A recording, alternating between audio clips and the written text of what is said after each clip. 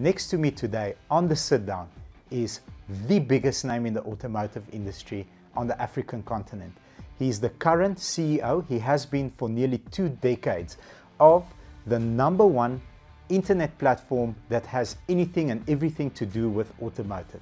He's a thought leader, he's a public speaker, he's just the biggest gentleman that you'll ever meet. He's a personal friend of mine, Mr. George Mienie. Welcome to our show, sir. I'm looking so forward to it, Bobby. Thank you for having me here. Thank you.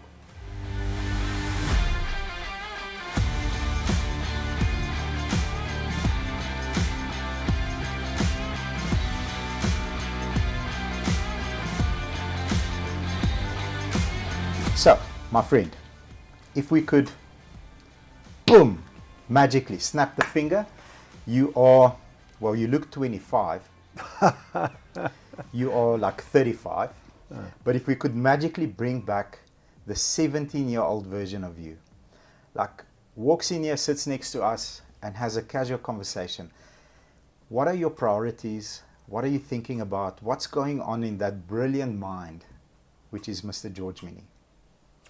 At 17, Bobby, I don't think anybody can really sit down at the age of 17 and say that they have a plan. Okay, so it wasn't only me. No, it's not only you.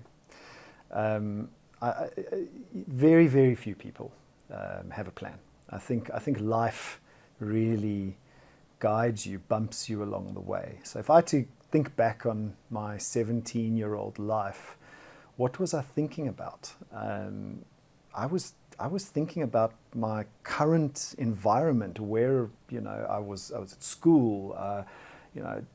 I didn't like studying. So yeah, who were you in school? Sporty? Were you hanging out with the cool kids? Were you like the book nerd? Who were you in high school? You know what? I was actually not. I was very athletic. Okay. So I did reasonably well at athletics. And played soccer, did a bit of tennis, okay. But never really got into the sports scene. Okay. Did reasonably well at school, did okay, but never really liked studying at school. Why? I honestly can't tell you why. It's just, I suppose it's the era I grew up in. I mean, I'm 47 going on 48 years old, and I think back then, school was a necessary evil for teenagers. Maybe for some teenagers today, it's still a necessary evil. I think it is, because I was borderline hatred of school. Like I didn't enjoy being there because nothing grabbed me. Nothing said to me like, this is so interesting. I'm fascinated. It was like, I read an article the other day in Standard 9 today. We learn about the exoskeleton of a locust, and kids in China are coding. I mean, I'm not bashing our school system or our education system, but I was also, there was no entrepreneurship. There was no one teaching me about money, no one teaching me about how to move stuff, how to sell stuff. So well, let me bash the school system. I think it's broken. I agree. Let's bash it together. I honestly think it's broken, and the reason I think it's broken is because people don't learn all in the same way. Yes. You might learn by reading. I might learn by watching things. Some people might learn by doing things. So we don't all learn in the same way, but then we're thrust into this classroom, sitting in rows, listening to a teacher who, quite frankly, has his or her own problems. Yes. So I think school in its form, in the way the world has created it, is really not fit for purpose. And maybe the kids are right. I'm not saying go ditch school, don't get me wrong, because it has its place, and you've got to learn. We've got to be, we've got to constantly learn in life. And that's the thing I learned after school, was you've got to constantly improve, constantly be in a learning mindset. Yeah. Don't ever think that you know everything. And I think as a teenager, that's what school really teaches you, is constantly find a way to improve and grow. Yeah. It's just the way they deliver it, I think, is the wrong thing. We had a gentleman, the CEO of the A2 group, who said, and it like made sense. I'm like, wow, that's awesome. He said, going to school will get you a career. Learning, self-educating yourself will will create the passion that drives you into either an entrepreneur or you will be ignited. Self-learning for me has gotten me excited about things that school could never excite me about. Accounting. So I recently had we're going to get into your accounting pause, but I recently had an accounting query or problem. And at school, if the accounting classroom was in that corner, I would avoid it at all costs. I walk outside the school to get to my other class, not to go close to the accounting class. But self-education made me so interested in accounting, and I couldn't solve a problem. Phoned you, you gave me a tip, got 5 good YouTube videos, and it made sense to me, but it was delivered in a way that school could never have ever delivered it to, and that's what self-education, I think, achieves. And many people fail there because they believe the school system is the only way.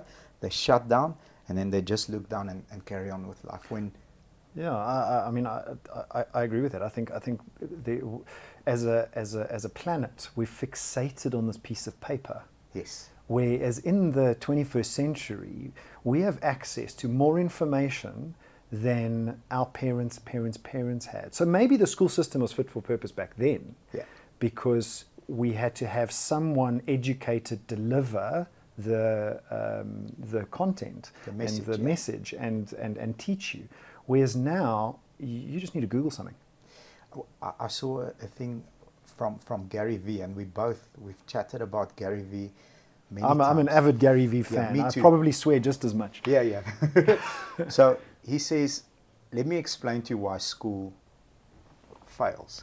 So I'm like this. Like, why does school fail? He grabs his iPhone. He says, Siri, who was the 18th president of the United States? And he leaves his phone, and Siri tells him. There you go. This is where we are. So in that just that short description, you don't need to learn information that you can get anywhere by just doing a search or a Siri question. So what does that leave you to do? In my opinion, it leaves you to really focus on the stuff you're passionate about, the kids coding, or if you're a botanist, focus on botany. But the other stuff, why learn about the exoskeleton of something if you're not of a locust, if that's really not going to be useful to you? No, it's not. Awesome. So we've got a common opinion about the education system. I don't even think it's locally. I think it's globally. It's a global problem. But education does teach you something, because this is what I learnt when I then went to university, was studying. And this doesn't have to be done in university. This can be done by your own studying as well. I think it changes the way your mind works and reasons. There's something that happens. Absolutely. I love, like, an example I use with our management team. I ask them, what do you think of capitalism? And then I'll have an opinion. What do you think of communism? And then I'll have an opinion. Now, communism's bad. I say, okay, why is communism bad? And then, the person keeps quiet because they've heard communism's bad. Now, I grew up in a communist structured country, and I know why my parents ran away from Bulgaria, and what BS that system sold you.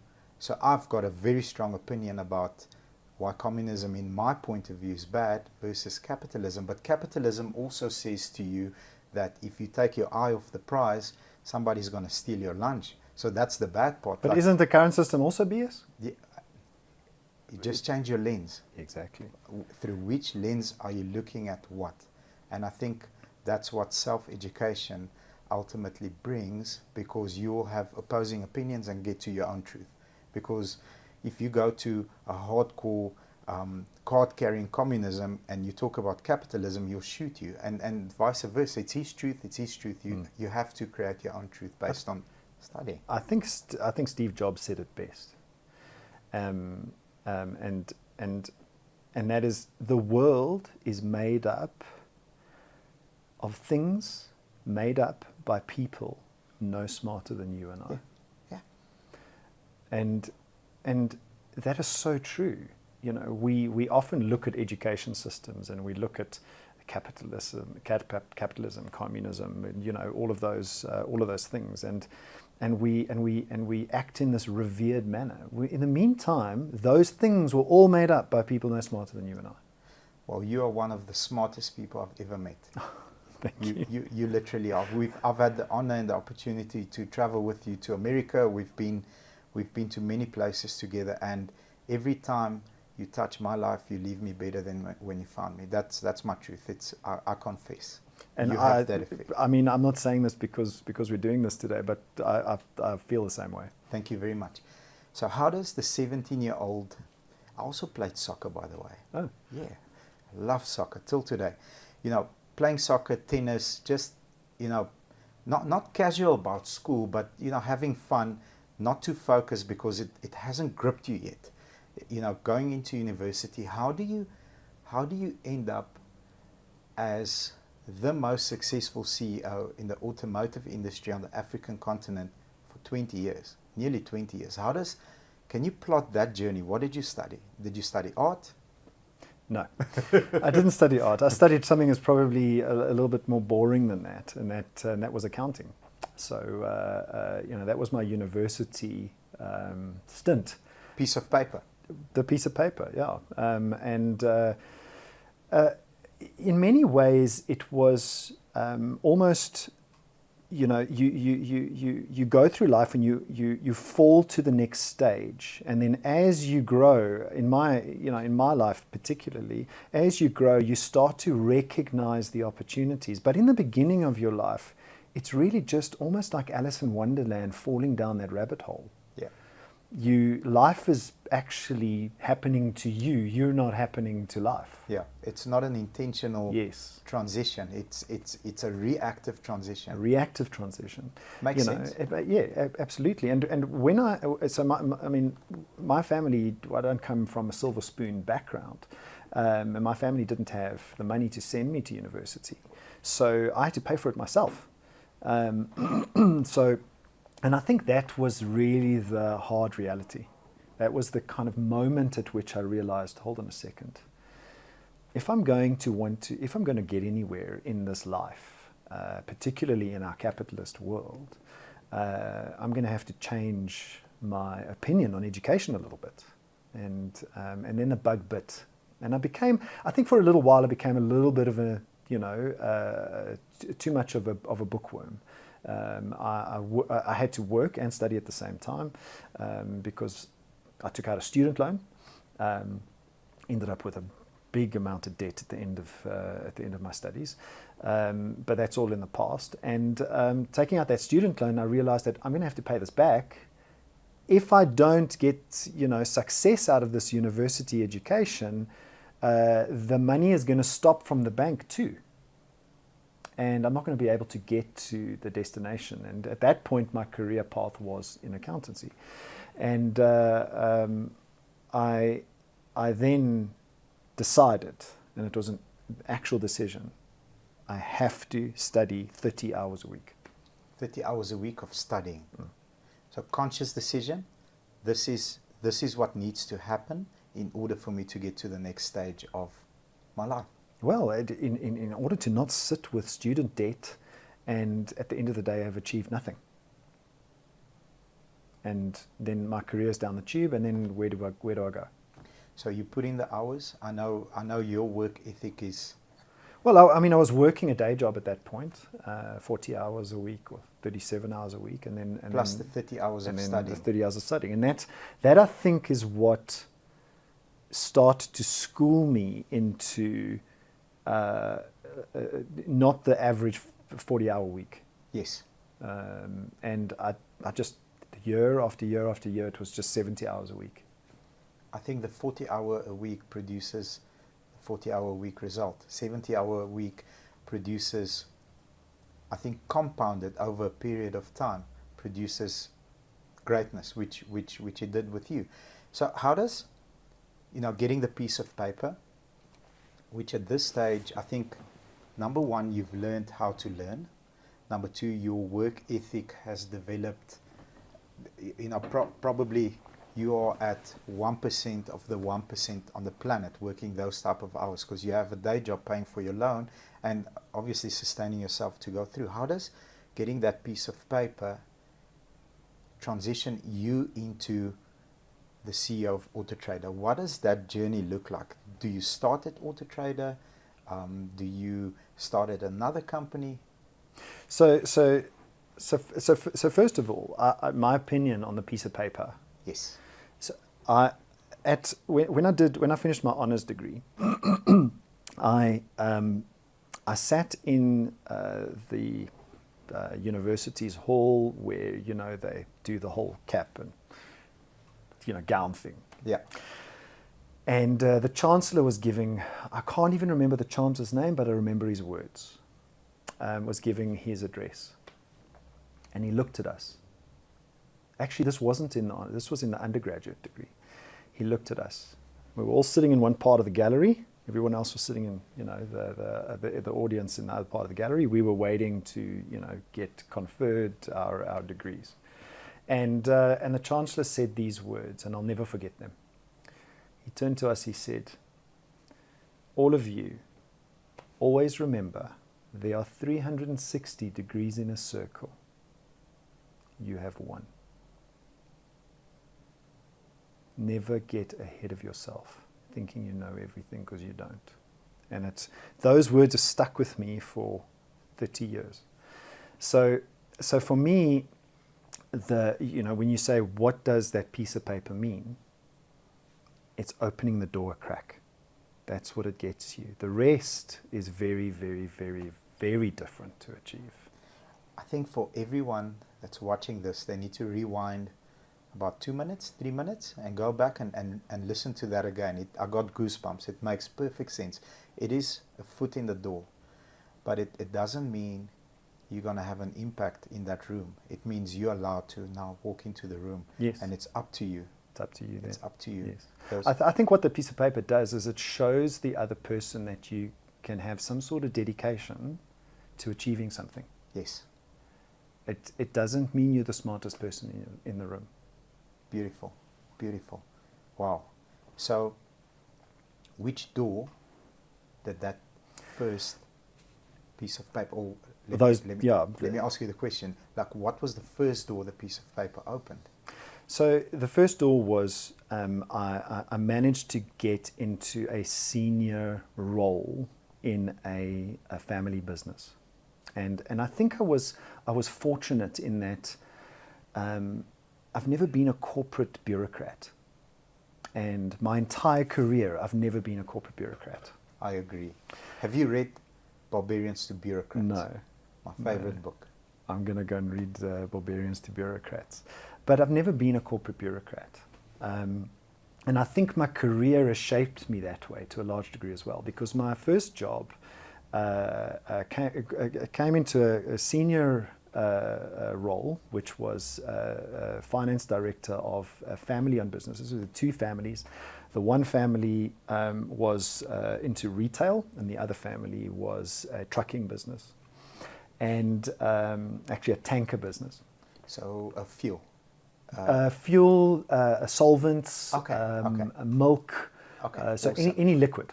Any liquid. So it was a trucking business. Amazing. And I worked for this CEO who was 2 times my age. Okay. And I worked for him for about 3 years, going on 4 years. And I think he was the one who showed me. No, I know he was the one. So if you ask me who were the people that influenced me the most, it takes a village to raise a young man. So yeah, who are the 3 people? He was obviously one. He was one. My dad was the first one, but he was one of them who really allowed me to be more than an accountant. What does that mean? He allowed me to be part of what his business did. Do you think you would have had that opportunity in a big corporate company? No, I would have been pigeonholed.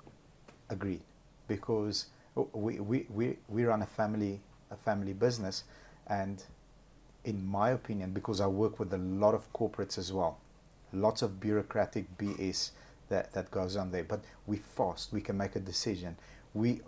I'm like, holy moly, I made a mistake. I'm so sorry. Like, I hope not a lot of people said, let's just pivot, let's just wipe this off and carry on that way. That doesn't happen in a corporate company because there's so many structures, and it builds the hustle muscle, if I may use that word, again from Gary Vee. Exactly. It builds the hustle muscle, having that freedom. So what was the dynamic between you and him? Were you close? Were you... Well, because he wasn't an accountant, and he needed an accountant, obviously, and you know, his kids ran different parts of the business, but there was a glaring gap in running the finance. Yes. So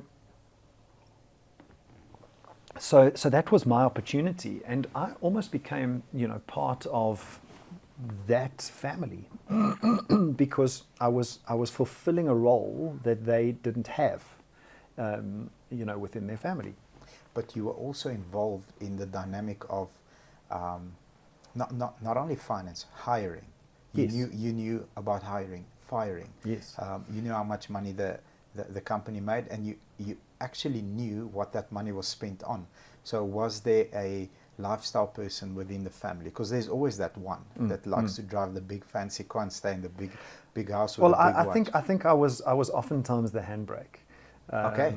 You know, How many of those lifestyle people were in that family? Well, I mean, any business that is a family-owned business is a lifestyle business to a certain Makes degree, sense. right? And they weren't that kind of family. They were, you know, they really wanted to make the business successful. But I mean, anybody that's in business and that has kids, the kids want things, and oftentimes I used to be a little bit of that handbrake. Yes, you know, let's rather spend the money here rather than spending the money there.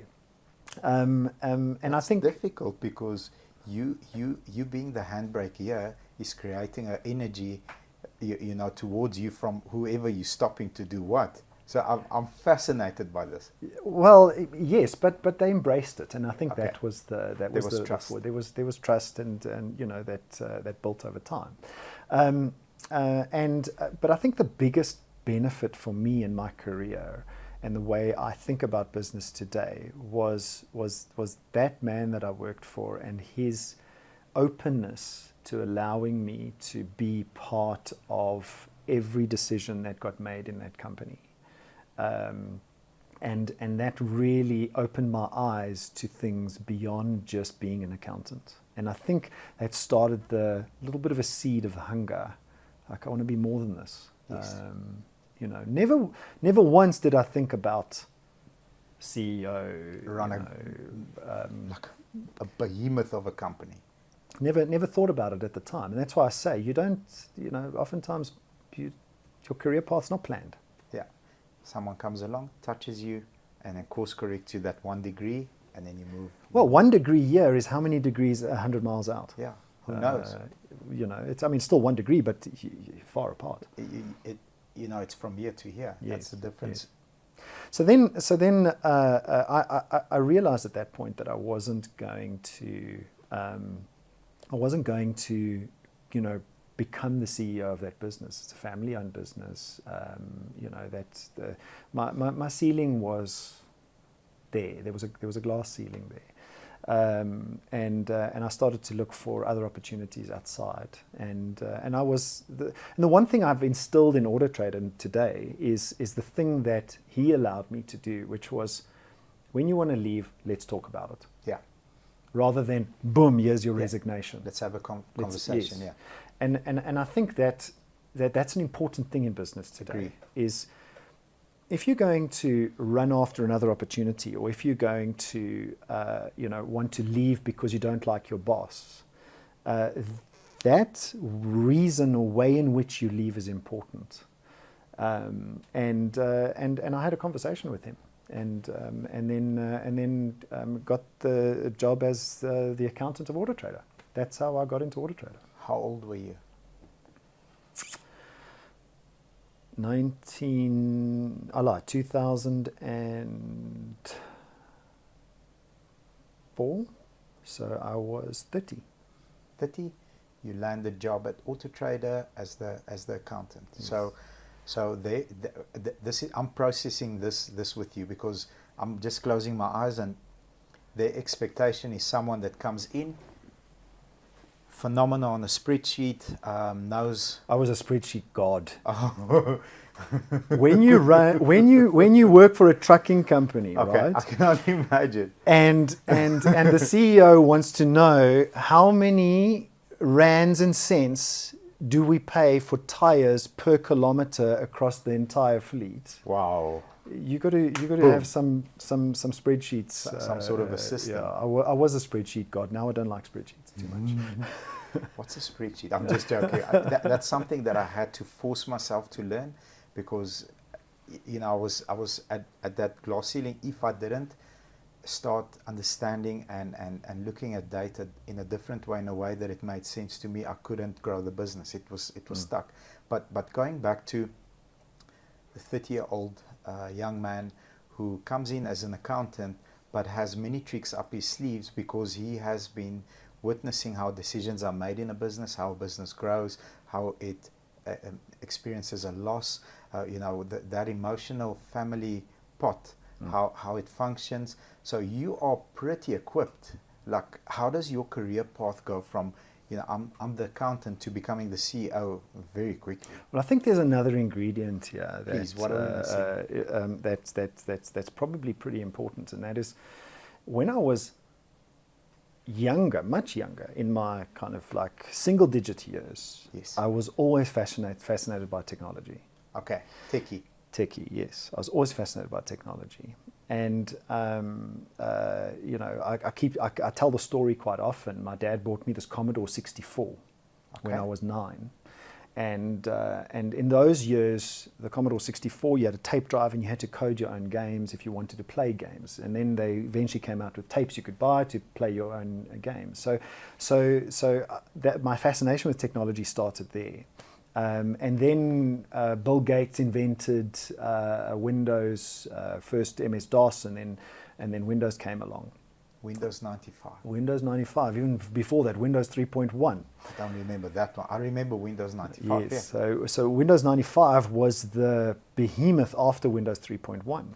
And I used to take my mom's computer. We only had one computer in the house. I used to take this thing apart. How does this work?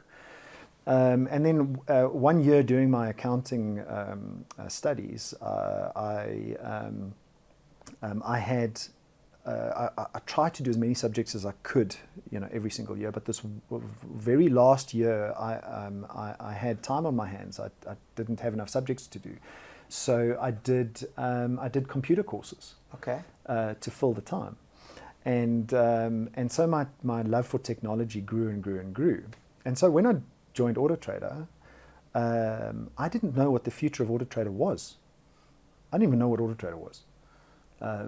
It was, for me, it was a publishing company of a magazine. So just on that, for the people that don't, I want you to take a minute and comprehend what I'm about to say. You single-handedly, with a team of 5. Well, there's 8 in our team, but if I know what you're going to talk about now, yes, the team, all 5 of us together there were 5 people. You took a very successful business that was a print business. It was here. Nobody could even come close to even thinking about competing with you, and transformed a print business and remained number one in a way that it's nearly impossible. Nothing's impossible. It's very close to impossible to compete against you in your space. And you made it digital, like this. Well, I mean, the way you say it makes it sound like it was this ship that sailed easily across that water. We were almost disrupted. And I'll give you that story. Please. But we were almost disrupted. But before we get there... Yes. Oh, we're jumping like we're time traveling. Yes, we're time traveling. But before we get there, joining Autotrader then transitioning into my role as it is today, which I've been in this seat now since 2007, which is what, 77, 8, 9, 10, what is that, 15 years? 15 years. Also wasn't an easy role or an easy job, because at the beginning you find yourself in a position where you become the boss of your peers.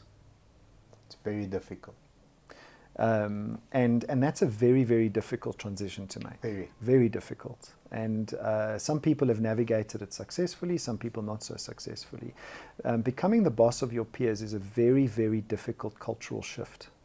And there's lots of ways to navigate it. And over time, I think I ended up with a brand new team. Tried to work with individuals. Some of them came along the journey, others left the company, and then new ones joined. But by and large, those 8 people that I spoke about just now have been with me for more than 10 years. That's very difficult to achieve. Very. Especially at the level that you guys play. Poaching, how many companies have tried to poach? I believe they're not there for Autotrader, they're there because of you and the way that you lead them. Well, leadership is it's something that's very close to my heart, very, very close to my heart. It's, gone are the days of dictatorships and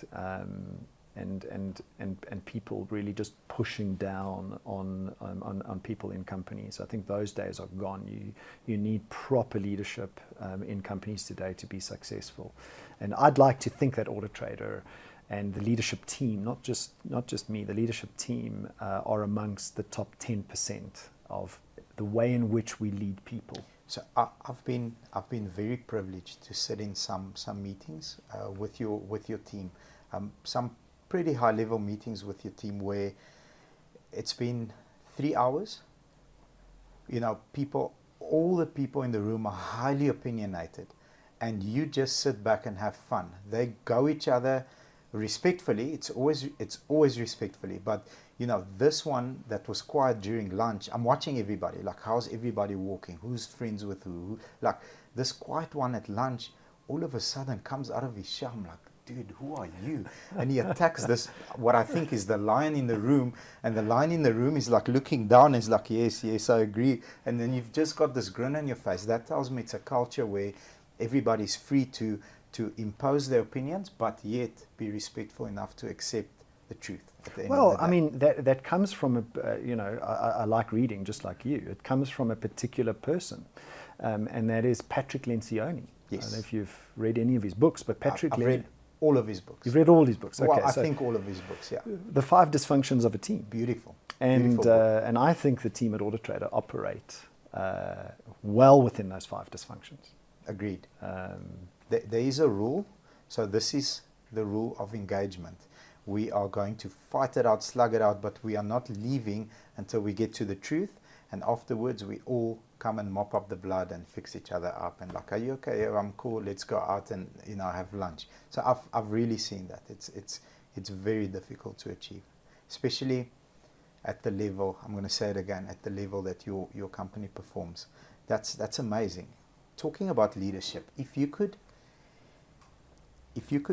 go back with one thing today, to the beginning of your career as an accountant, let's say at the family business, and also at the beginning of your career when you just made CEO of Autotrader, what's the one quality or the one state of mind that you would love to take back, and that hack, if I may say, will serve you better for the audience that are watching, that are leading teams or that are just about to start leading teams? Like, what's the one thing that you could teach us? I think that being a bigger risk taker, when you're younger, you take more risks than when you're older. So I think risk diminishes over time. If I look More at to lose. more to lose, yes, and I think it's quite a sad thing that, you know, the longer your career goes on, the less risky you're willing to be. Yeah. And I'm not talking about risk in business. I'm talking about risk where you see an opportunity and it's like, no, I'm not going to, I'm not going to chase that opportunity. What if? What if this happens? What if? We tend to think in negatives. Whereas when I was younger, it's like, what have I got to lose? Yeah. What if it actually works? What if it actually works? Yeah. Exactly. We all know what happens if it doesn't, but what if it works? So if I had to go back and really think about the one thing, and that is a risk. Looking at an opportunity and thinking to yourself, well, if it all goes wrong, well, you've learned something. You've learned something. You start off at a better point than when you finished. This is a question from me. So it's not from the team. This is what I want to know from you. As a leader, I see 3 stages of a person's career. So first stage, I call it a greenie. You are fresh. It's like white canvas. Now we're going to paint. What, in your opinion, catches your attention from that person as a greenie? I just start at your company. What is the one quality that you look for at that stage? Then towards the middle, I know what's expected. I know how the systems run. I know what the procedure is. I understand my function within the company. What do I have to do to catch your attention? And from more your senior managers, like, what's that one thing that you look for? Like, this is Johnny, and this is what I love about him, and this is the dynamic he brings on this level, if you don't mind. So I think a greenie, the ability to communicate. Communication. That goes right the way all through all 3 stages, but they've all got different, just listening to your question, but communication. If you can't communicate or don't communicate, even if you can't communicate, communicate, because you will learn how to communicate. Yeah. Look, I don't understand. Can you please explain again? Or am I doing... You told me to do this. Am I doing it properly? That's communication. It's communication. Anything is communication. Getting angry is communication. Okay. That is communication. Whereas if in your career, in my opinion, you are silent and you're in the corner somewhere, no one's going to bring you a silver plate. You have to be like, hey, look at me. I need a silver plate. And it's not look at me because I'm smart. Yeah. Pay attention. I'm here. I'm present. Be noticed. There are 7.5 billion people on this planet. If you sit in a corner, unfortunately, you might not be seen. Okay. So I'm a greenie. I'm a good communicator. And you lock onto me. You're like, okay, cool. So Bobby asks a lot of questions. Most of them are good. He's respectful, he's hardworking, he's got good work ethic, and he's doing his thing. He's selling for me. Let's say I'm a salesperson. I'm out on the field. My numbers are quite good. How do I catch your attention? How do I catch the CEO's attention? Upward communication. Again. Yes. So it's a principle that we live by at Autotrader. Okay, and that is, so when you're a greenie, upward communication is not a principle that will get you noticed. It's more a case of just don't be silent sitting in the corner somewhere. Whereas upward communication is different, because upward communication has a filter. What does your boss and his boss's boss need to know to make more effective decisions? Okay, and realize realize that your job is to help that person make the right decision and avoid the wrong decision. So feed that individual with information that can help them make the right decisions. That's how you get noticed. Whereas when you're a greenie, it's really just unfiltered. You just want to say, I'm here. Whereas now you start filtering the information. This data is not important to this. This is the cream. Exactly. That that this gentleman or lady needs to see in order for her to take it up a level to make the right decision. Yes, and to realize that everybody that's working, call it, I don't like hierarchies because I don't like corporate bureaucracy, but everybody that's working above your perceived level is really there just to make a series of decisions, to make the entire organization more successful. As a matter of fact, your job is also to make a series of decisions. Absolutely. Those decisions are, what do I give my boss that helps him make his decisions? Yeah. That is more effective. Beautiful. So just basically communication, don't be left out in the room, be present to present the right series of information to make a decision on the level above you, constantly feeding good quality data. And then how does that process look at the highest level, just below your decision making position? So now this is what I look for in my team. Your Yes. Exco, your Yes. Exco 8. They've got to be leaders. So they need to know how to push back, how to poke the bear, how to get the right things out of the organization. So now you've got all this feeding up of information. But what if there's stuff there that we need to know? What if we have a scenario where we have a debate? You were in one of those with us a month or two ago. How am I helping to poke that bear, to get the information out of the organization and out of the market that we need in order to lead this business to the next stage? Instant offer is a classic example. What is in the market that is missing? What is lacking? Where can we help make the entire industry better? So I think you've got the scenario where information gets fed up, but now you can't have these fat cats sitting at the top, Just gathering information and making decisions. Yes. Are we making the right decision? Is there opposing opinions? So what I saw in that room makes perfect sense now. So person A is listening to person's B decision on the direction we're going to take instant offer or whatever other products being launched, and questioning him. Yes. Like, why is that right? Because of this. No, but what about this? This. And then you're like, okay, great. Adding on that question, what about this? It's like, I don't know. It's like, let's find out. Have an opinion. Have an opinion. So in that team, even if you're the marketing director, even if you're the sales director, even if you're the ops director, have an opinion on other people's areas. Your PA is so opinionated. I'm like, I love you. Like, is there more of you? Because she's challenging, your CFO. She's like, no, what about this? He's like, okay. Then you write something down. I'm like, geez, like I want to high five you, but I don't know if it will cause a scene. That was beautiful. Makes perfect sense. Communication from beginning to end. Just the angle of the communication narrows. It starts to narrow, and then you get upward. So one of the principles is upward communication, and then that creates a feedback loop, which then results in downward communication. So all of the stuff that comes from me and from the senior management team actually came from the business and the industry initially. It was all fed up and filtered in a certain way.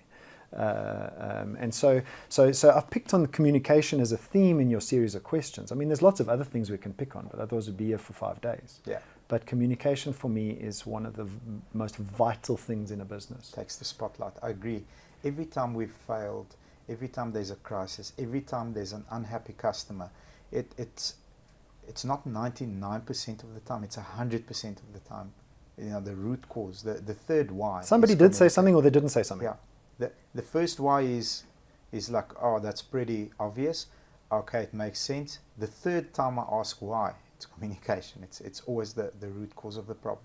And then I think another principle which we can get into is as you progress in a career, is you start off with very heavy opinions when you're green. Yeah. When you begin to lead other people, leadership by asking questions becomes a very vital part of how you lead. Rather than making statements, try and ask questions. If you have a thought in your head, this is what I look for in my team as well, is if you have a thought in your head, try and phrase it in a question. Because what a question does is it allows you to change your mind, whereas a statement doesn't allow you to change your mind. Yes, you're right. Makes perfect sense. When you're 17, my friend Vince, who we both know, he says when you're 17, you should start a very big business because you know everything. Exactly. Yeah, that's the time to start a very big business. But the more experience you get, the less you know, and the better quality questions you ask, and the further you grow up. It makes, again, go back 4 minutes and rewatch this piece. It's beautiful advice. Thank you very much. Thank you very much. I know a lot of our colleagues, our peers in the automotive industry are going to watch this interview. Hopefully a lot of you watch it. I want to touch on a subject and then just jump straight out of it, because we are, in my opinion, on the tail end. You know, it's busy, slowly but surely, hopefully fading off out of our lives. COVID. What did you learn out of the whole COVID experience in your business? That culture means more than I realized. The culture in the business means more and than I is more valuable Yes. than you realized. So what I mean by that is I've always believed that culture is the sole sustainable competitive advantage of any business. Out of your playbook, the internet reduces everything to price, and your only competitive advantage is culture, which drives service, which differentiates you from the rest. That's your playbook. Exactly. Beautiful. I So love the answer. I've now realized that more than I ever have. And COVID, the lockdowns, not being in the presence of people, not having the chance water cooler discussions, solving a problem. Now you have to actually dial someone in order to discuss something. You can't walk down the corridor with your cup of coffee and, see somebody and say, "Oh, triggered a thought." Yes. That thought has to actually be manufactured in a remote scenario. Whereas when you're in the business, in the culture itself, those problems get solved in a more natural way, especially if you've got a really good culture going. It's taken me like 3 seconds to respond to that statement. Our senior management team has stayed pretty stable, in COVID and out of COVID. We have doubled in staff complement. Actually, a little bit more than doubled in the last 24 months. The amount of vehicles that we sell has also more than doubled.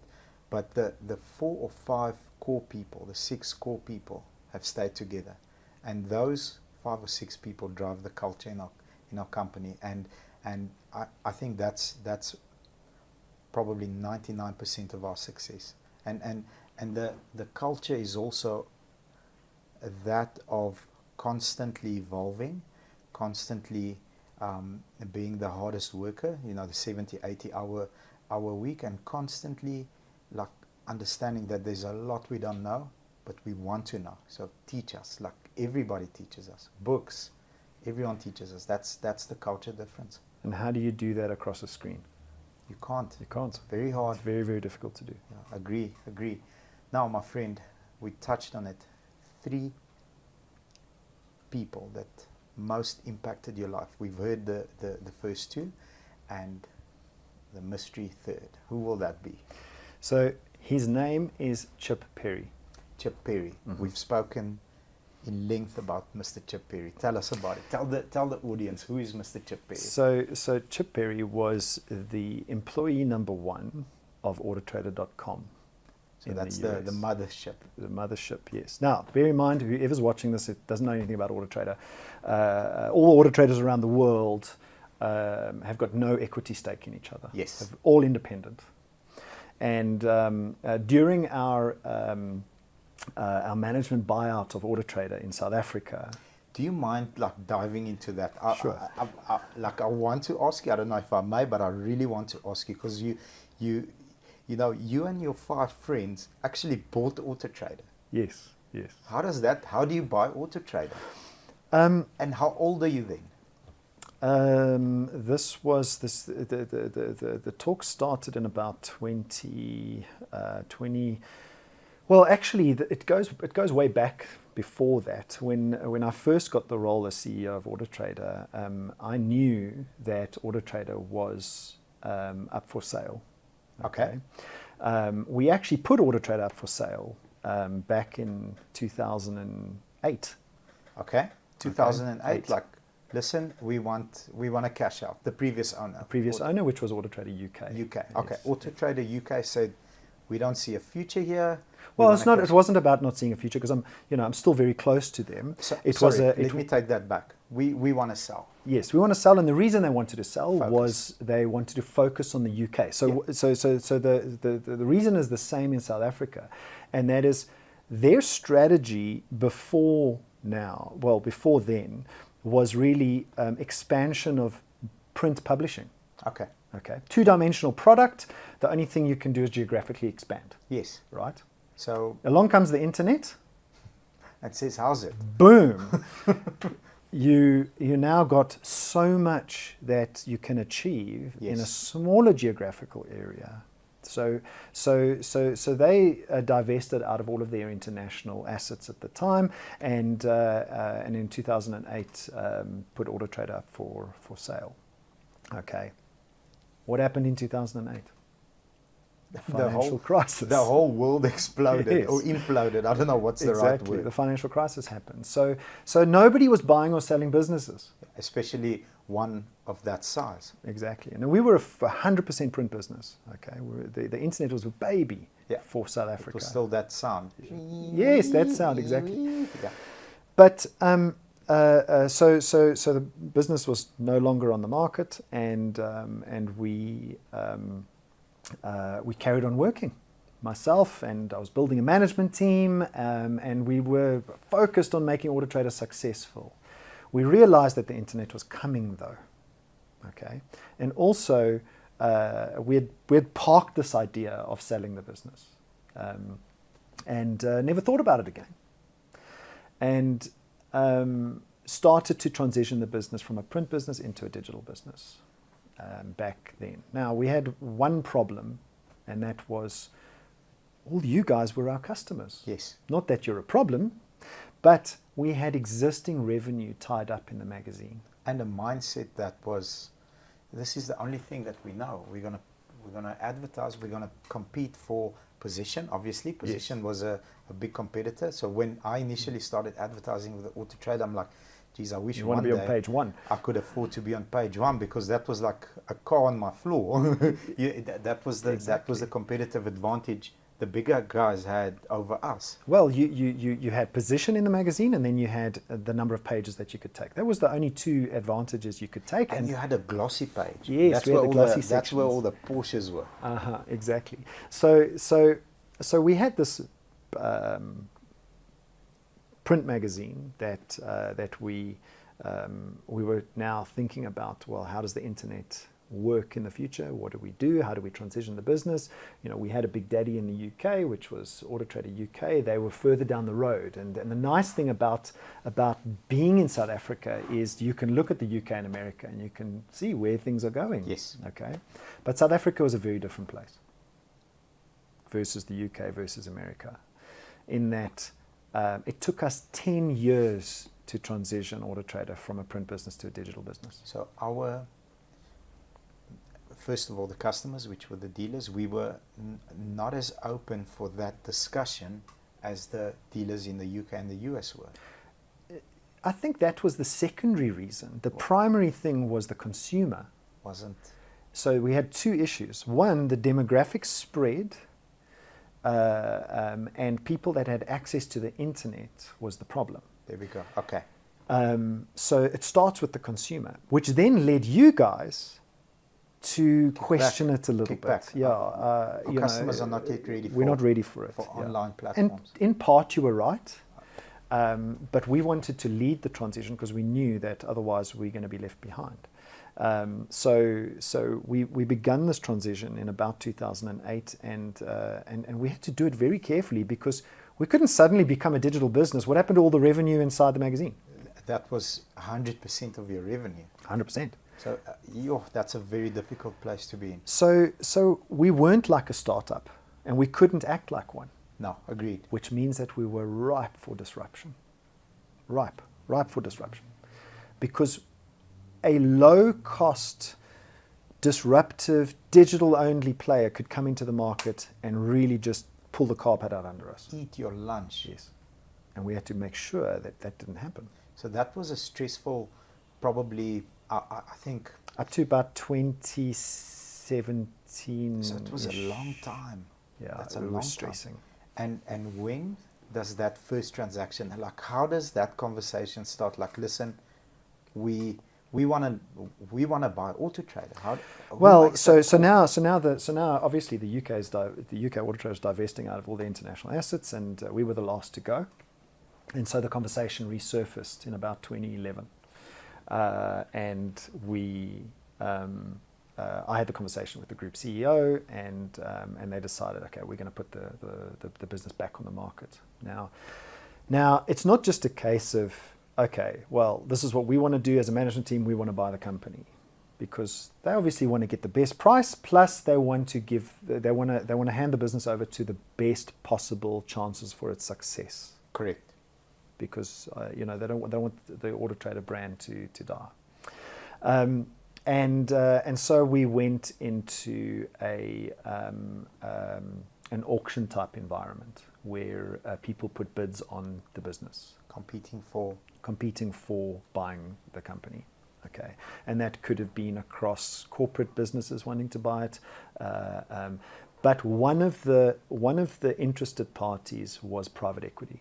Okay, and during that time period, and I think timing was an important thing, is there a lot of investors in the world were looking at the stock market, and families deciding they're not going to put their wealth there anymore. They're going to begin investing in private businesses. And that's how private equity was born. Yes. A decade ago, 2 decades ago. And the private equity was gaining momentum. And private equity was one of the interested parties. Now, the thing about private equity is they don't operate businesses. They invest in businesses. They fund. And so, long story short, myself and 4 other management team members put everything on the line. And private equity became our partners. And we sold our houses, we sold everything to now get a chunk of Autotrader. Because at that point in time, we were still probably about a 60-70% print business and not yet a digital business. And so the deal happened with private equity. Beautiful. Me and you are talking last year, and you asked me how old are you? I said 36. And you look up and you're like, I had X amount of debt at the age of 36, and that was a hefty number. I'm like, geez, did you even sleep? You're like, no, I didn't sleep. I can only imagine that 70-hour work week went up there. It did. Lack of sleep went up because when you're talking about hundreds of millions of rands worth of debt, you've got to make repayments to the funders. How does that work? Is it a monthly repayment? Is it a quarterly? Well, most of the time you have to pay interest on a quarterly basis, and then you have to pay capital payments every 6 monse. Those are big sums of money. Big sums of money. And so you're almost incentivized to make sure that the business is a success, because you have this looming monster. What people, unless you've been in close proximity of a dynamic company, what people don't understand is you've got this looming monster behind you, like biting at you the whole time, but you still have customers, you still have employees, you still have targets, deadlines, people leaving, people poaching you. Like, You still got a business to run. how do we talk to these dealers to tell them, listen, this internet platform is the future, but in your opinion, this is not where we need to advertise now, but you should already start because this is the future. But the dealership selling, but the book works. It's fascinating. I'm really, really proud of you and the whole industries because you were able to take and handle that pressure. Well, Bobby, we were nearly disrupted. It was a close race for a little while. Until we closed that magazine, that was really the stone on our ankles. We closed that magazine. We shut it in 2017. Done. It was over. We had got to a point where the majority of our revenue was now online, and the risk of closing the magazine and losing the revenue in that magazine was low. Understood. So now we could shut it, and from the point at which we shut it, we now could focus on building really compelling online products for consumers and really compelling tools for dealers. And so from that moment in time, our risk of disruption switched. And how long from the moment that you shut the magazine down before the attention came onto you in such a way that there was an actual big buyer for this company? How long did that period take? So we shut the magazine at the same time that we sold it. Okay. Interesting. I didn't know that. Yes. So the same year that we shut the magazine, I think it was within 12 months of that, we had sold the business. Beautiful. And the five of us are still there. I know. It's phenomenal. The fact that you guys are still there just validates why that business was and will be successful, because you didn't, obviously there was a risk reward involved. We're going to get a big payout, and financially it's lucrative, and it's a risk. It's a real risk. You could lose everything. Yeah. But you're still there because you truly believe in the brand and you live and breathe Autotrader. It's a game, and you are the coach, and you are the best coach. Well, it's business is a chess game. Yeah. And you got to have fun with it. It is. I know our competitors in the market. I've interacted with them, had coffee with them, and they're good guys. They're nice guys. Absolutely. But at the same time, that's outside the ring. Yes. In the ring. In the ring, different story. Yeah. In the ring, I'm here to make Autotrader win. Yeah. And fortunately, we've stayed ahead. Absolutely. And I think being a part of that war room discussion, it just validates why. It's not you like hitting everybody in a direction. It's you asking high level questions that are helping your team make decisions, and you giving constant input and pushback and poking the bear, as you call it. Well, I mean, don't get me wrong. I have an opinion. Of course you do. I have an opinion, but I'm one of them. Yeah. It normally comes out when I saw it coming out when sort of the energy level dips. That's what I saw. It's a tough subject. Like, we don't know how to figure that out, and then that's when you come in and I'm like, okay, there's Mr. George. Very high level question. Boom, the energy goes up again. More debate. Okay, this is the direction that we're going. So yeah, beautiful. If you are not strategizing in a war room, not doing you are busy, my friend. Like podcasts, you everywhere. If you have a day to yourself, what do you like doing? What do you enjoy doing? Do you hang out, watch Netflix? What does this amazing CEO do on a day off? Does a day off exist? Let's start there. It does, because because I'm a recreational pilot. So I love flying my aeroplanes. And I mean, don't think of aeroplanes as in big jets, and it's not that. It's really just a two-seater, single-engined airplanes. It just it kind of like takes your mind off all the hustle and bustle, and gets you up in the sky, gives you a bit of a different perspective. So I try and do that. Okay, so if you had the opportunity, you'll just fly and just disconnect and just gather your thoughts. What's your favorite destination to fly to? Well, I mean, my airplanes can't fly like the single seat Bushcat that I have has 90 liters of fuel, uses about 25 liters an hour. That's like a car. Yes. Not your car, because your car doesn't use fuel. No, my car doesn't use fuel.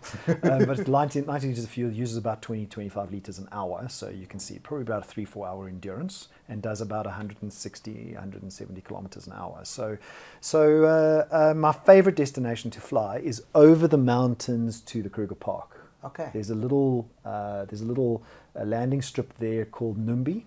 Okay. Right at, I think it's a Crocodile Bridge or Crocodile River entrance at the Kruger Park. Then there's a hotel there. That's my favorite place to go. Land there, chill out. Have a weekend. Come back. Beautiful. Awesome. Now, a section in our interview that I absolutely love is called Landmines. So a landmine is, you're very successful. I'm sure you've stepped on at least one or two.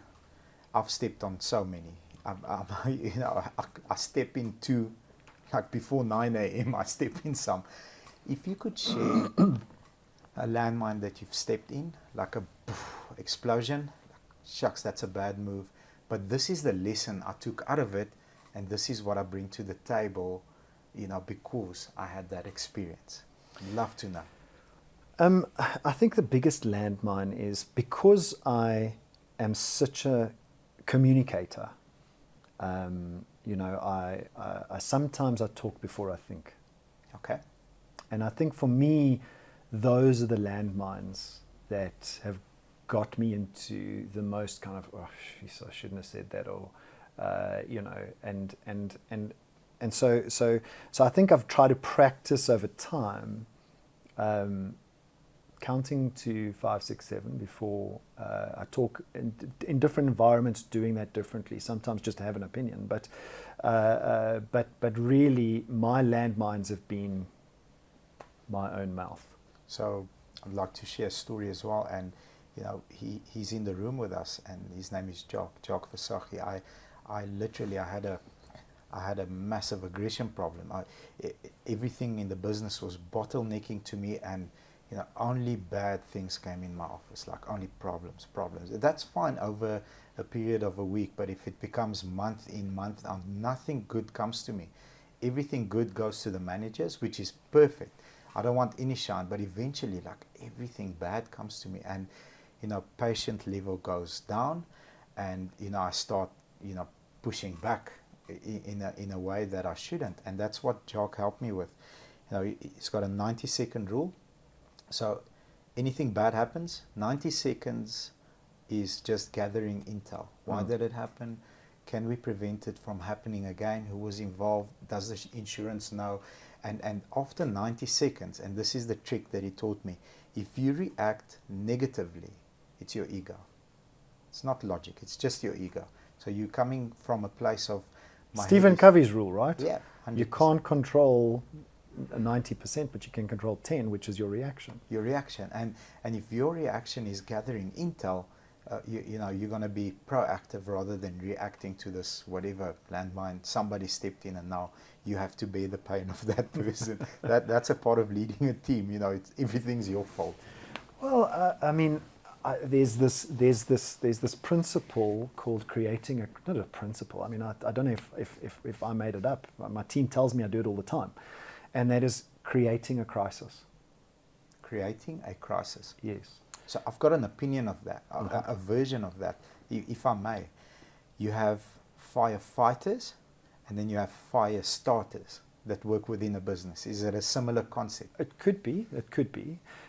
So you're talking about reacting, but what about using that to your advantage? So actually going out to create a crisis, because what happens when you blow something up, it lands in a different form. And sometimes the problems get unearthed Okay. when you create the crisis. And I'm not talking about creating a crisis that is detrimental, but creating a crisis where the challenges and the problems start to get unearthed. Can you give us like a working example? It's Yes. fascinating.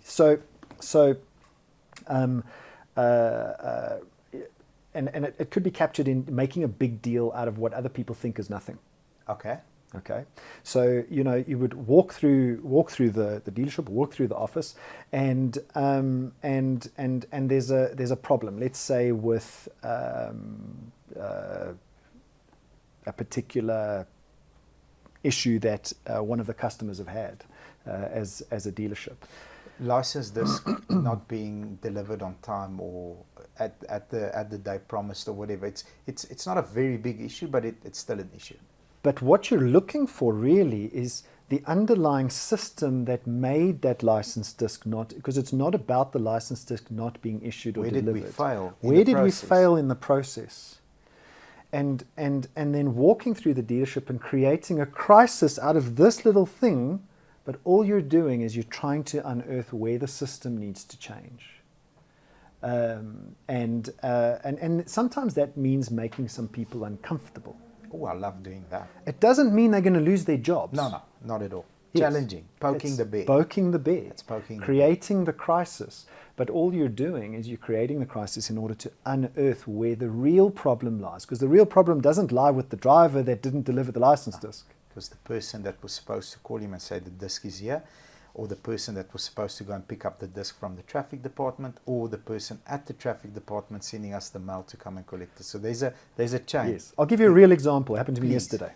Yes. Okay. So I'm not going to mention names because I don't want to get any spotlight on anybody in my business. But somebody's car broke down and they couldn't do their job, right? So I wanted to know why a particular thing hadn't happened in a meeting, and this one lady said, "No, but that didn't happen because this person's car isn't operating." So I got up off my chair. Now this is creating the crisis, right? So now I'm sitting in a meeting. I got up. Now her eyes go big. She says, "What are you doing?" So I'm going to go and call that person's line manager. I want to know why they can't do their job and why the car's not working. Yeah.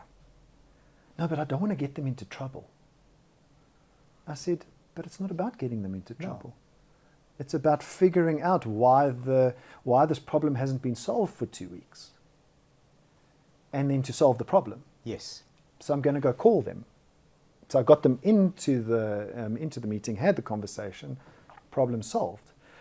But it's really creating that crisis right there and then. So let me ask you, on your fundamental, do you think, from having this last 15-minute discussion, do you think the underlying condition is communication? Yes. So the communication failed, therefore this event took place. You went and reverse engineered which point the communication failed at and fixed that. And the only way to do that is to get everyone in the same room.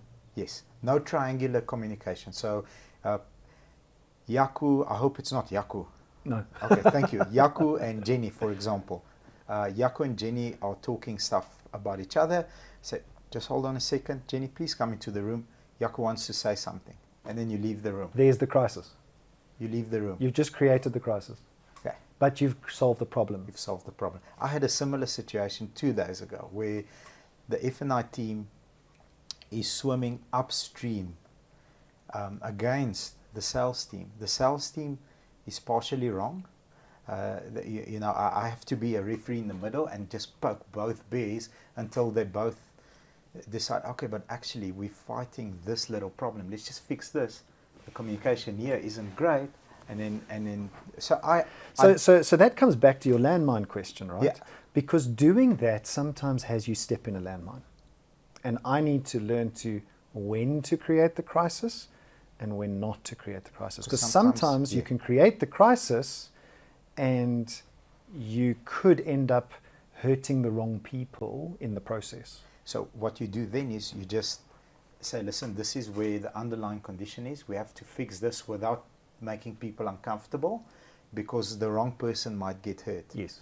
and then you're obviously a good judge of character, and you understand personality types.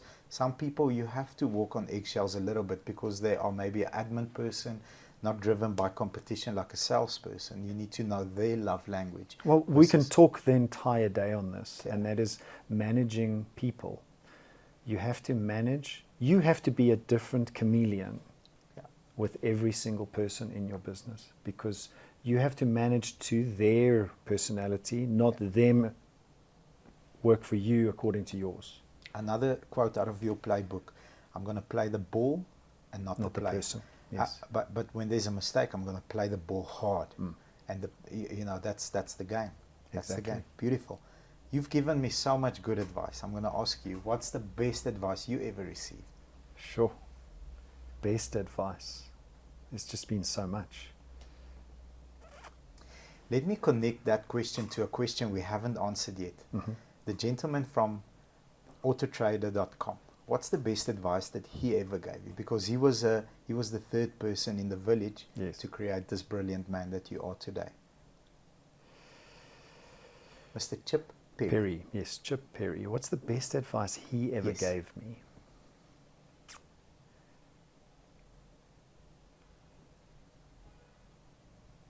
I think it would be listen without an intention to answer. Listen without an intention to answer. So if you're listening to somebody, try and stop your mind from formulating a reply to what that person's saying until they're done.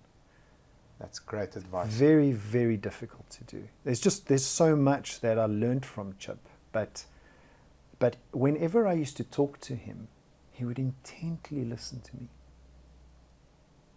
without replying. And sometimes that makes you uncomfortable. Like, are you awake? Are you awake? Are you there? What's wrong? Can I get you another But he's coffee? really trying to understand what you're saying. That's and very deep. I think that Wow. for me is one of the biggest things and it's difficult to do because our minds, I think, are wired to constantly be reactive. reactive. Another question from me, not from the entire team, from me. You've worked with phenomenal CEOs, like just magical people. Like when we went to America, we're on another continent in another market, and you are the celebrity in that market, walking up and down NADA. No. Everybody's greeting you. Yes, I was there. I witnessed it. And I'm not just saying that. That's the truth. And if I may, like the top 3 qualities that you find very attractive and admirable, if that's a word. It is a word. Okay, wow, I'm impressed. The top 3 qualities that you've seen in different, you don't need to call their names, in different CEOs, that you think like, wow, that's almost like an alpha male. That's a business alpha male. I think the more humble a CEO has been, you're one of them, Bobby, and I'm not saying that you run this. I would say the most successful independent dealership in the country. Thank you, sir. Thank you very much. But it's yet, my team. It's only my team. Exactly. But when you talk to my team, you're humble with them. And I mean, you do the same thing with me. But that's the kind of qualities that I think stand out to me the most. Is not having this air of importance, because at the end of the day, we're all the same. Absolutely. Yeah. And it's actually other people that have put us here. We've just been nudged along the way, course corrected, and we've taken the right decisions in that environment. But it's that sort of attitude that stands out to me the most, and Chip is one of those. Humble person. I experienced something in America with him in one of the first NADAs I ever went to, and that was he had left Autotrader.com, okay, and he had worked through his restraint, and then he went to join one of the competitors, okay, as CEO. There's a bit of a a story similar to what Apple, went through? Yes. Being kicked off. Was it a forceful? No, or was it a mutual? I think it was a mutual Okay, thing. okay, cool. But he went and worked for one of the competitors after he had, and it was during that period of his restraint that I got to know him, and he came and joined my board. Okay, advising on Autotrader.co.za. Yes, he was on my board. That's how I got to know him deeply, and he was also an investor with me. Beautiful. Because I knew that investing alongside private equity, I'm going to need all the help I can get. The team that was around us, Chip had been around this block. He was important.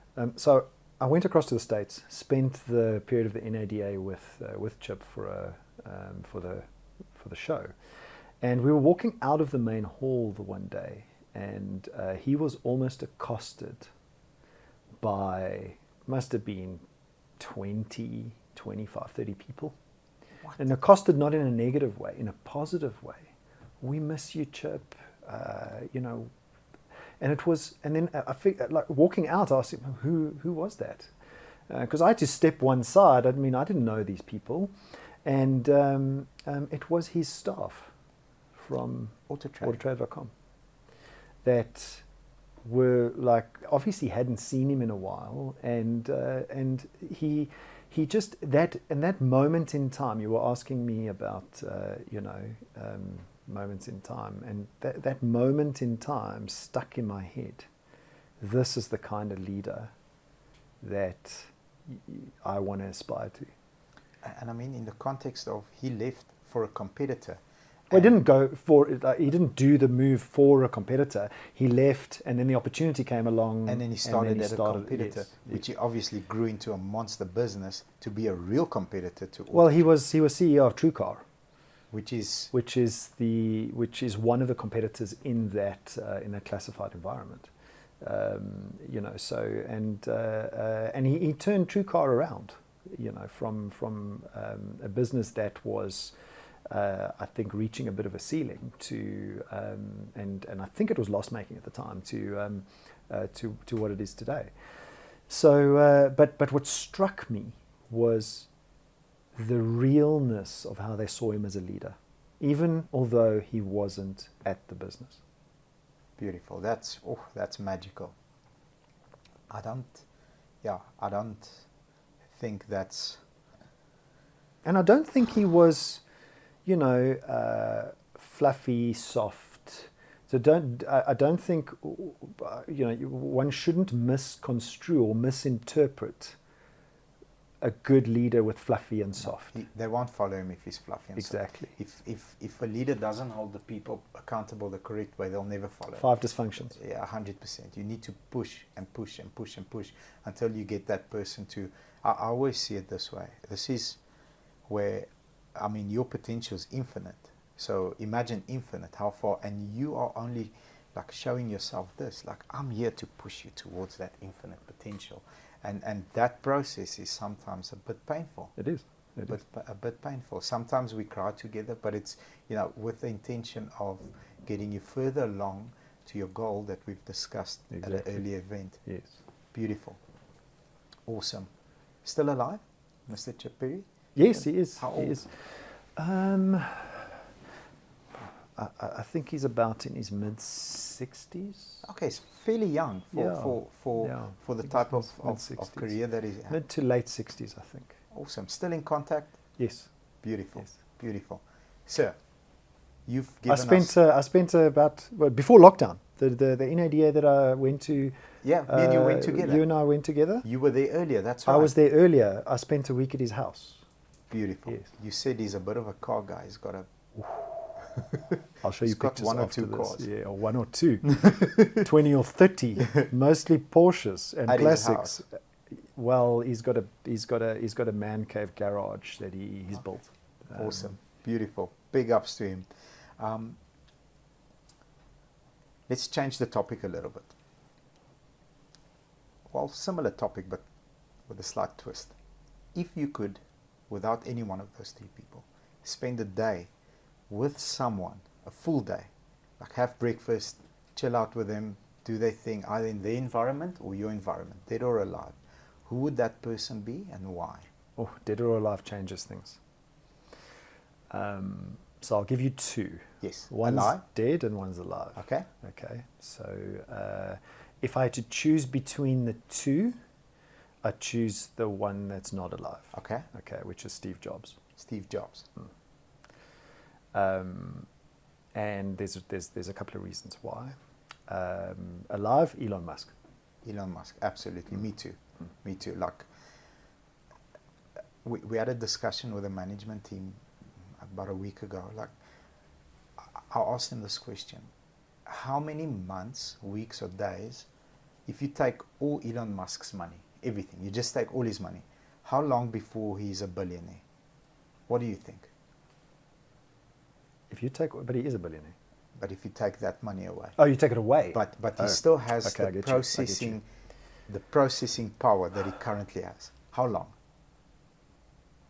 A decade? Probably a couple of years. Couple of years. Yeah. But will he do it again? For sure. Absolutely. What would you ask him?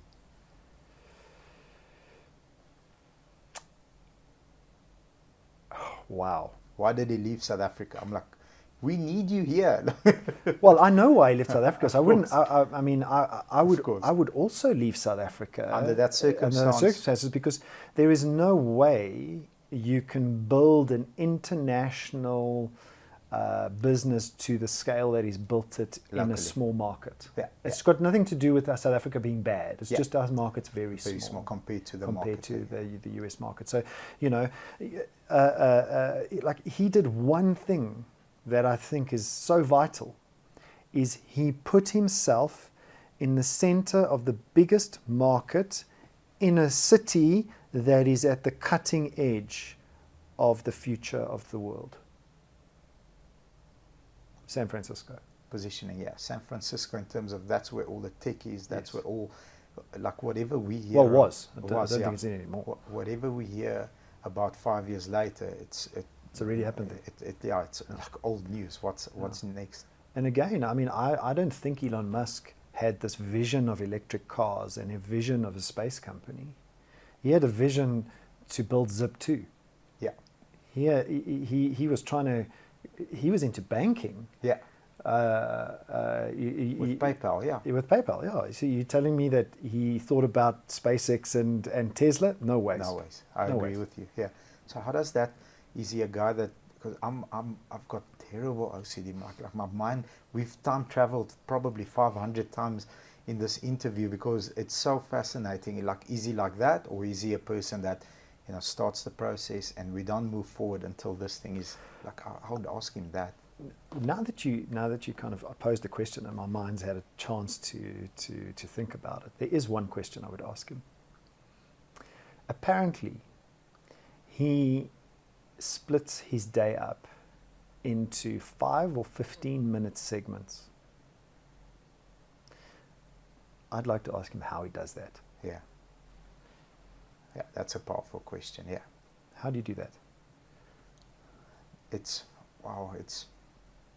like, I've got this theory of, and another mentor of mine taught me, split your time in four, focus in 4 areas. Focus in this area, here and here. This is, supporting the big growth. This is very important, but you get stuck here. You have to jump out, and those 4 areas are very difficult for me. He's got, it's mind blowing. How do you even do that? Because for me, switching cost is an important management principle. How do you reset yourself? You're busy with one thing, and now you get interrupted with something else. That switching cost is very expensive in your brain. That switching cost. Now you've got to get yourself in the mode of this particular thing that you now need to give your attention to. How do you navigate switching costs in 5 to 15-minute time intervals?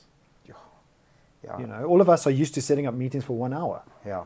Which I try and tell my team, no.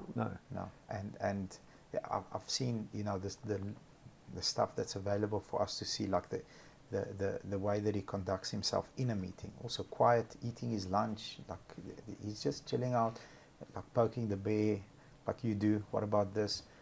Interesting. Allows other people to talk, and then pokes the bear again, and then 15 minutes later goes from solving a problem on electric cars to like, how the heck do we get to space? Yes, Yeah. that switching cost. Now your brain's got to kind of like move into that zone. Yeah. How do you do it?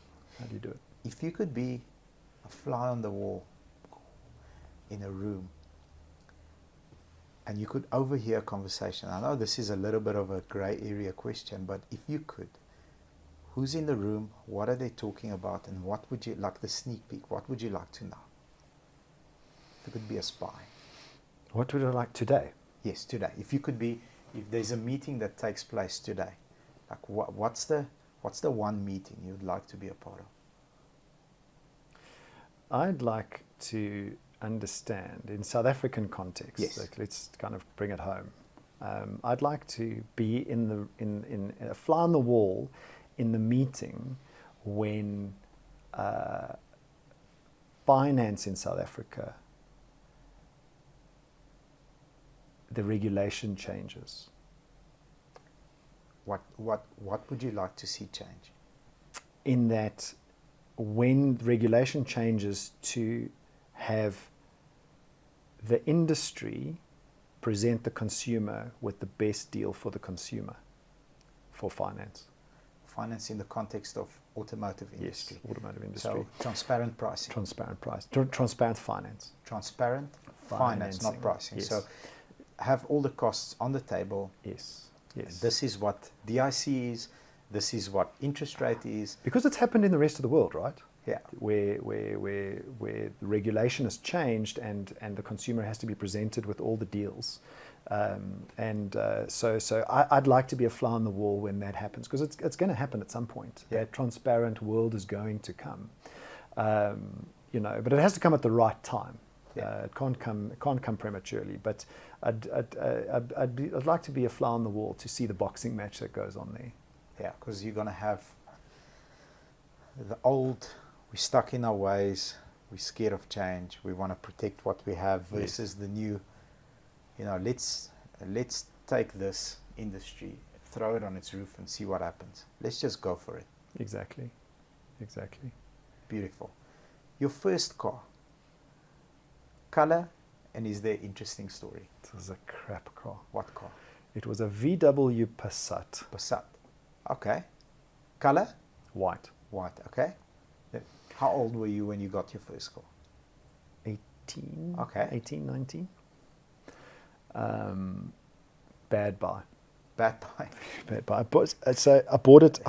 Well, there was no Google reviews back then, or had no. Bought it privately from this dude that he saw you coming. He saw me coming. I knew Shame. nothing about cars versus today. And when you so it had the traditional engine with a carburetor and an air filter on top with the round air filters. Yes.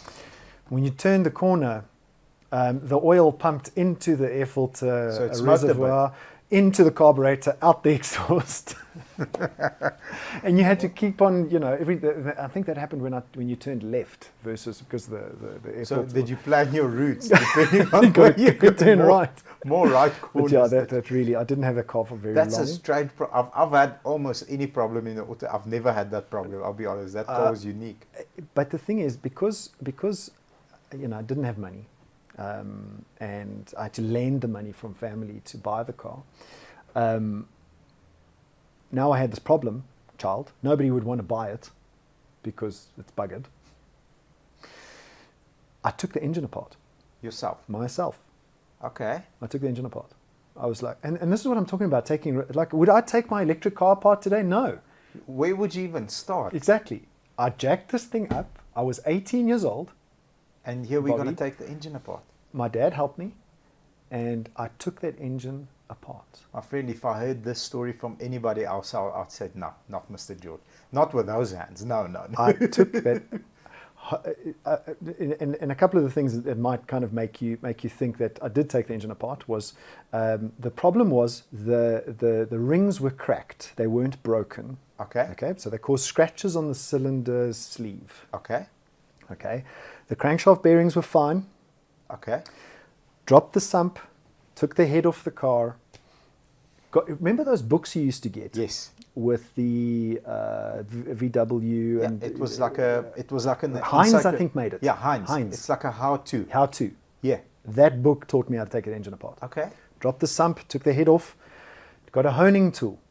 I remember the honing tools. It was a thing that you put on Yes, top. on the drill. And then And you honed honed the cylinder sleeve. change the rings. Got new rings. Put new rings on the pistons. Now you can't you couldn't push those pistons out the top. You had to pull them out the bottom. Of course. So crankshaft, everything needs Everything to come has to be dropped. Crankshaft, big end bearings had to come off. I am very impressed with the language pattern here. Like if you tell me SEO optimization and ad spend and like that's the conversation, big end bearings and crank. I've never heard you speak like that, my friend. Big end bearings had to come off. Front wheel drive, so you got to take the CV joints off, CV gearbox, boots. you have to split it apart. Split the gearbox off. I'm very impressed. Eventually, and that was all just to hone the cylinder and to put the new bearings in. Put the new rings on. Put the rings on. Slowly slid these pistons back into the sleeves. You had a tool. Yes. Yes, the tool allows you to push because the ring. It needs to compress the rings, and then it pops into the cylinder. You can push it up. Push it up. Put the engine back together. So impressed. Then you've got to turn the engine first manually. Yes. Get the oil up. Get the oil up. Get it to seat nicely. Then you've got to put the head on. Tighten it. Now you've got a cylinder head. In those days, you've got to tighten in a sequence. Yes, you do. You've got to tighten it in a sequence because it's not just you tighten the one side versus the other side. You're going to get a water leak. Yes, on your head gasket. On your head gasket. Yeah. The head gasket's going to be buggered. Then you're going to have to go and get the head skimmed. Again. Yes. Well, I got the head skimmed to do the job anyway. So put the gasket back, tightened the head, put the sump back, CV joints, gearbox back. And then it was time to, because then you've got to turn the engine, turn it manually, and then start the car. And I sold that car, no more oil problems. And the next person had a brand new engine. Well, had a refurbished engine. Brand new second-hand engine. Brand new second-hand Beautiful. set of rings. It's a difficult question for you to answer, but your dream car, money is no object, and you are driving like... Well, money is an object for everybody. Well, debatable. But let's say money was no object. Money is no object. I think you're pretty close to your dream car at the moment. You're driving a Jaguar I-Pace.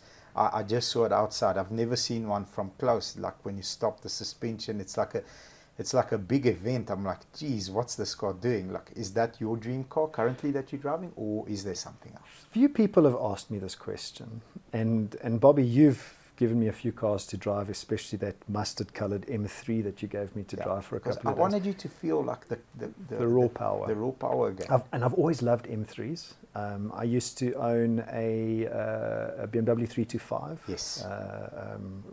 So I can honestly say, besides the Passat, every car that I've driven, I've loved for different reasons. Okay. But if I had to, and maybe it's because it's my current car, but if I had to really, and I've driven a lot of cars in this industry in the last 18 years, if I had to really say dream car is definitely this I-Pace. This I-Pace. Definitely. Beautiful. I love it. It's the combination of serenity, quietness. I don't like loud cars. I've never liked loud cars. And sheer power. Like, it's almost like that lion that's laying there in the veldt, and you look at him and he thinks to himself, I'm not going to even get up here. But should the opportunity arise, like run for the woods. Exactly. Beautiful. Exactly. Awesome. But there is a car that I've always dreamt about that I've never owned. Tell me. A 911 Carrera. 911 Carrera. So we've had a few, and it's like, for me, the ultimate. It's the car that your car as well, your current car, but it's the car that you close the door, you lock the car, and like my friend Vince always says, you like look back and you're like, yeah, that's my ride, and it's beautiful. It's beautiful, and there's no bad Porsche. Yeah. Ever. Porsche just makes a really good car. 100%. You are a big reader. I know you are, because you're like one of my only friends, one of my very few friends that's constantly suggesting books, and I'm doing the same. And you like, this is what I got from this book. And some of the books are like, that's very interesting. Why would you read a book like that? Then I'll do the Audible. I'm like, I'll do it again. I'm like, wow, what a powerful message. But what's your favorite book?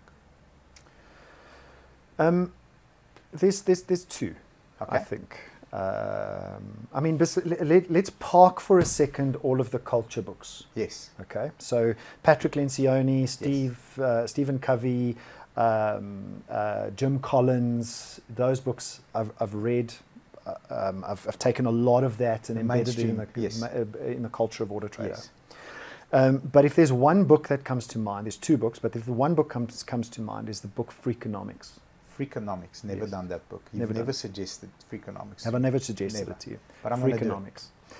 And Freakonomics links things and events that normal everyday people like you and I don't link together with cause and effect. Okay, interesting. Like how does a particular event in a particular part of America lead to a baby boom? Okay. Like, for instance, as an example, prohibition. How does prohibition then get linked to more babies being born? Fascinating. And he does that kind of argument in Freakonomics. Plots the journey.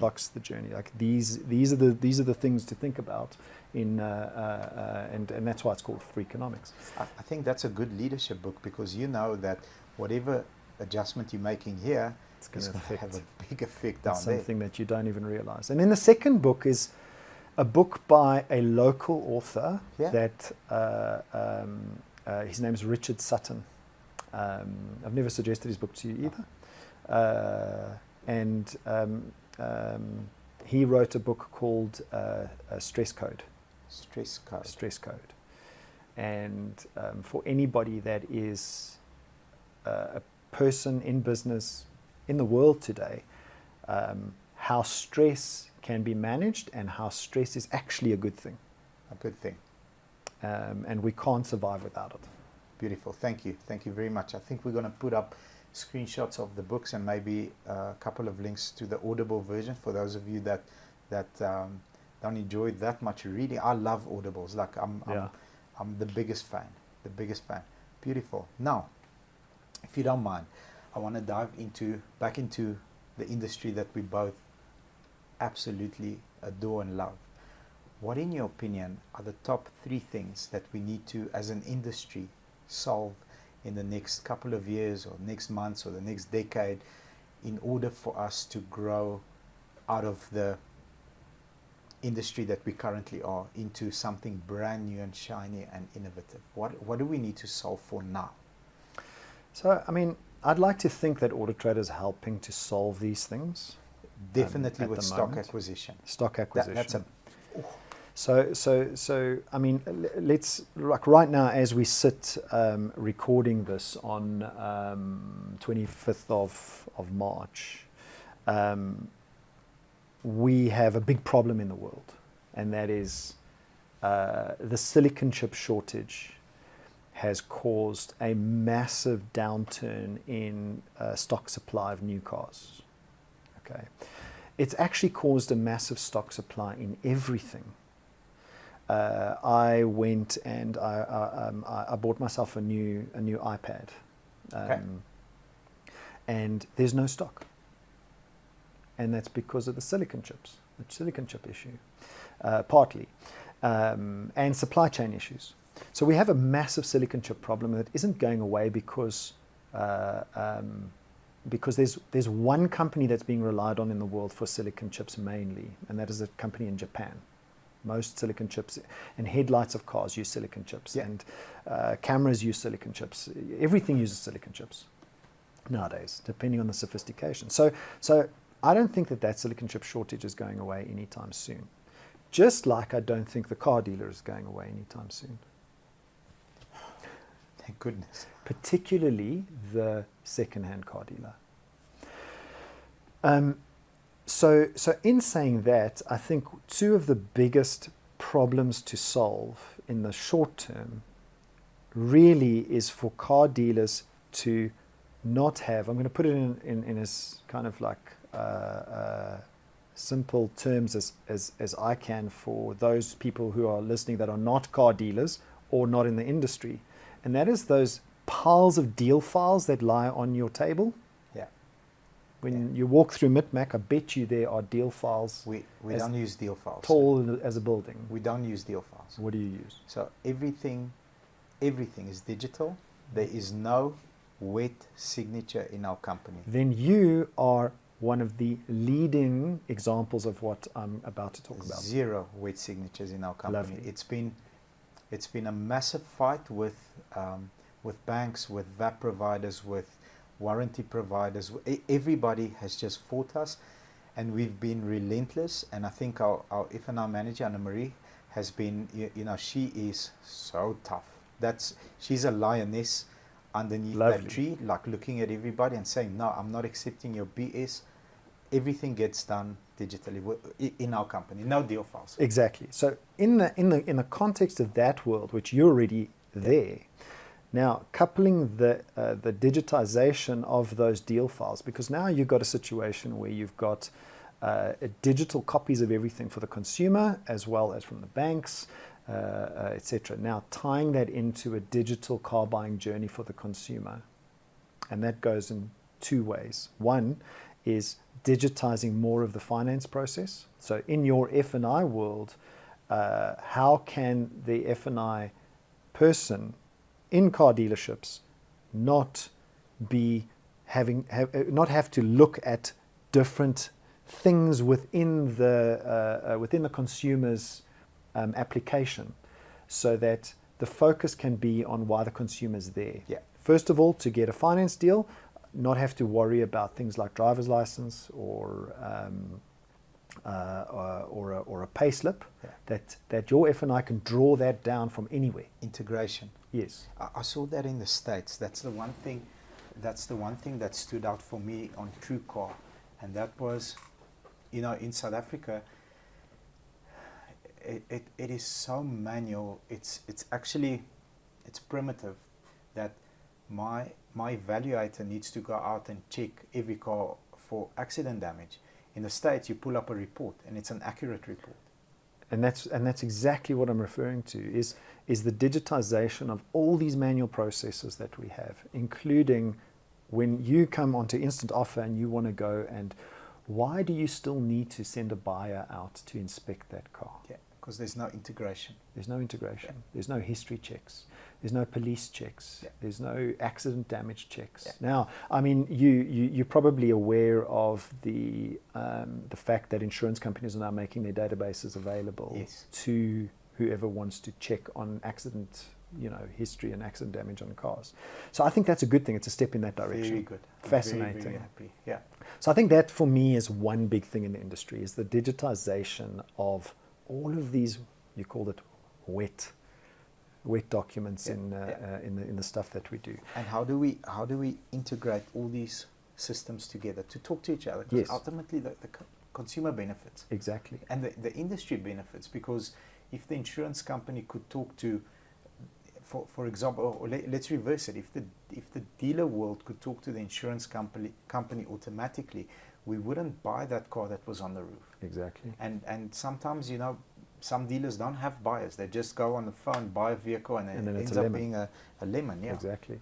So going back to the silicon chip shortage, and so dealers are, because there's this massive demand for used cars now by dealers, prices are going up, and you're paying more and more and more margins are getting thinner and thinner and thinner. So you're having to rely on other revenue streams to keep your dealership's profitability up. And because those margins are getting thinner and thinner, you can't afford to make a mistake in buying a car. And I want to, raise an underlying problem, because we want to solve for transparent financing, yet the fear is there, as the profit margin is so small, the dealer is so reliant on that second gross commission, that DIC, that the dealers are not open about, that they are holding the handbrake up with both hands. Exactly. So it's like a beast feeding another beast. Exactly. So now to solve both of those issues, Autotrader is now on this dual path. The one path is instant offer. Our objective there is to bring the trade-in back to the dealer. Love instant offer. That's our objective, and hopefully we can get to thousands of cars traded within a short period of time. 100%. And as we get to scale, to bring the cost of that to you down, so that you are effectively getting in touch with the consumer, because that getting in touch with the consumer directly to buy their car has been disrupted. Yeah. So that's the one thing, instant offer, and the objective is there to the overall objective is bring the trade-in back to the car dealer. Because buying services, as it happened in the US and almost everywhere else in the world, buying services have taken that trade-in away. Yes. And the dealerships are like, but we're not geared for this. You had an objective to fulfill this function within this industry, and we were reliant. So we at step 5. Step 4 needs to take place in order for us to survive, and they took it away. Well, I think that the loss of that trade-in happened because you as car dealers didn't have the buying force going out to the consumer. You relied on the consumer coming to your dealership. Yeah. That's changing. Yeah. It's changing. I mean, how many buyers have you got on the road? Plenty. Lots. Yes. We're national now. So, and we've got a couple of buyers in the Eastern Cape, a couple of buyers in the Western Cape. But we're national. We're a national company. So that kind of dealer world is changing, and Autotrader, we feel like our job is to provide the technology to facilitate that. And then on the flip side is digitizing more of the consumer buying journey, and that starts with finance. So our objective there is to not allow the disruption of that DIC, because if Autotrader can provide a consumer journey that still keeps the dealer in the game, everybody wins. Yeah, everybody wins. Yeah, because at the end of the day, Autotrader, our bread and butter is our advertising revenues from the dealer. Exactly, from the dealer. Beautiful. Thank you very much. And having the honor to have spent lots of time with you, I know you will solve for both of those problems fairly quickly. In the ring, it's a chess game and a boxing match. Chess game in a boxing match. Wow. Okay. Beautiful, my friend. I have learned so much. Thank you so much for sharing your time. I'm sure most of the people that are going to watch this are not in the automotive industry. There's been life lessons. There's been lessons in business, leadership, at home, at the workplace. I feel honored to be a part of this interview. It was magical. I think we've spent a good couple of hours together, and I'm definitely better than you found me. Thank you very much. Thank you, Bobby, and exactly the same. Without you guys, I wouldn't have learned what I've learned over the years either. Thank you very much.